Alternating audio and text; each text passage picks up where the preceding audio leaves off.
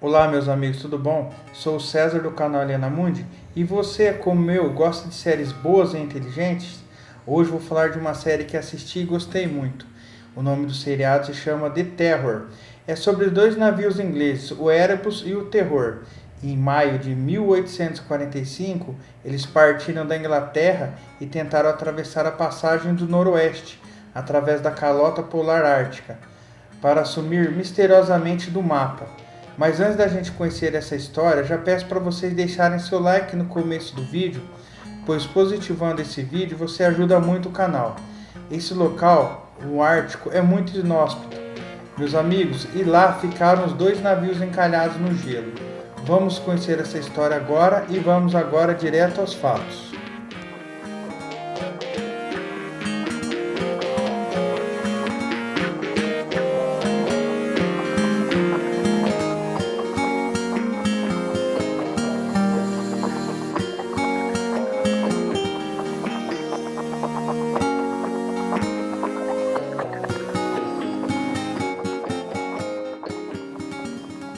Em 1848, os dois navios de expedição de Sir John Franklin, HMS Erebus e HMS Terror, desapareceu com toda a tripulação, enquanto procurava pela passagem do Noroeste.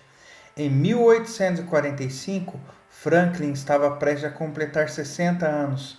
Ele teve um tempo terrível como governador do que então se chamava Terra de Van Diemen, hoje mais conhecido como Tasmânia, onde ele foi politicamente esfaqueado pelas costas e se lembrou da Inglaterra no escritório colonial. Sua reputação estava em farrapos. Sua esposa, Lady Jane Franklin, uma mulher extraordinária, estava determinada a ajudá-lo a reabilitar sua imagem e sua carreira. Mas como ele ia fazer isso? Voltando para um lugar onde ele se tornou herói, e esse lugar era o Ártico. Seu destino é um dos mistérios duradouros da era da exploração. Inúmeras expedições foram enviadas para encontrar os navios. Inúmeras teorias propostas para explicar o que aconteceu. Rumores escuros de canibalismo só tornam o mistério mais atraente. Não foi até em 2014 que uma missão canadense, equipada com todo e mais recente equipamento arqueológico marinho, localizou o Erebus. O Terror foi descoberto 2 anos depois. Durante essa expedição, os dois navios simplesmente desapareceram. O Erebus só foi encontrado em 2014 e o Terror só em 2016, em excelentes condições. Mas o maior mistério que permanece é o que aconteceu nessa expedição para que 129 homens e 2 navios simplesmente desaparecessem do mapa. Em julho daquele ano, os tripulantes pararam na costa da Groenlândia, enviaram suas últimas cartas e juntaram provisões suficientes para 3 anos no mar. Considerando isso, a viagem ia durar muito tempo. Como os navios estavam praticamente intactos, os questionamentos e as teorias sobre o sumiço desses marinheiros são dos mais variados. Poderia ter sido escorbuto ou envenenamento por chumbo. Afinal de contas, a comida estava armazenada em latas. Quem sabe alguma bactéria da carne, depois de um tempo, cientistas descobriram que não havia contaminação na carne.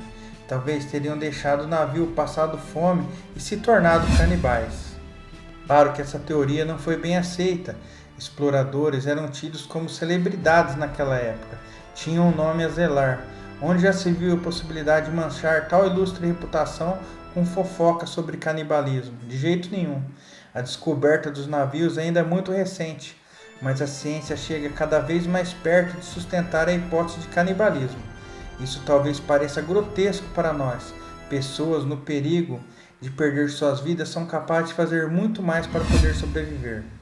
O grande mistério permanece, mas aos poucos os arqueólogos vão descobrindo mais e mais fatos a respeito dos dois navios, o que certamente os aproximará de compreender o que houve com a tripulação. Um exemplo disso é que as embarcações foram encontradas em locais diferentes do que se imaginava. Isso sugere que os marinheiros possam ter encalhado no gelo, abandonado o navio e depois tentando voltar a ele.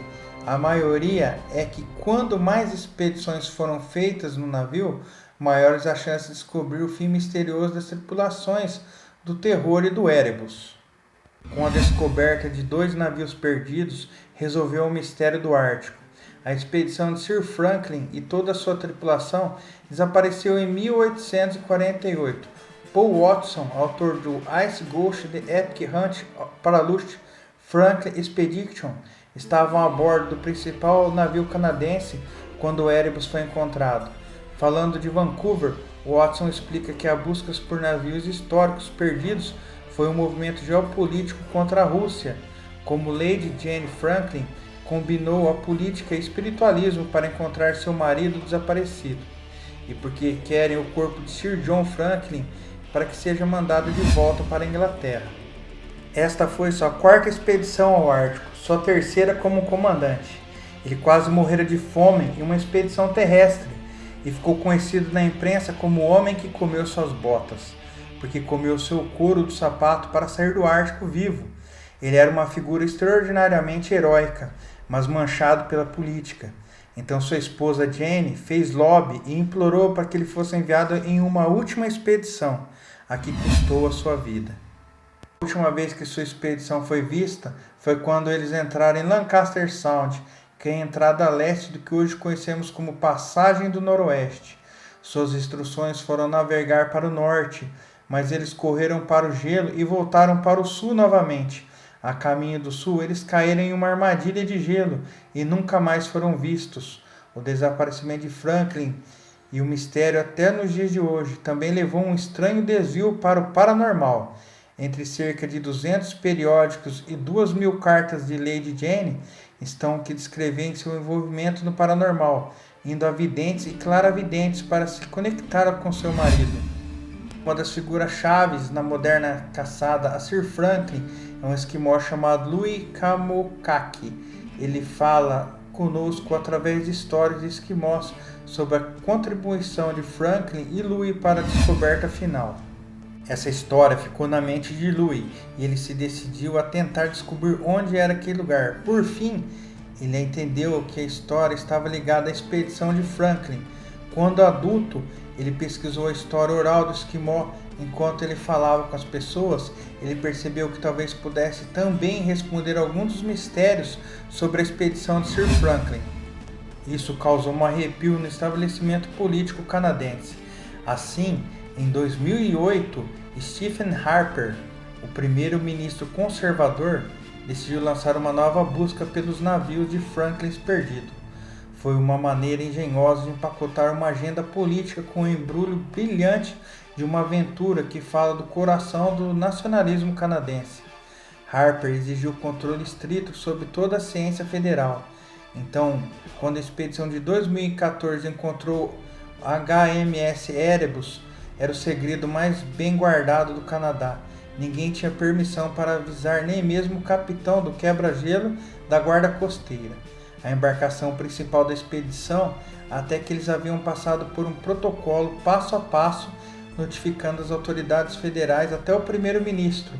Foi vários dias depois da descoberta que descobriram, embora estivesse a bordo do navio de guarda costeira e fosse um camarada como chefe da equipe de arqueologia da Marinha de Parks, Canadá, a primeira pessoa a ver os destroços do navio.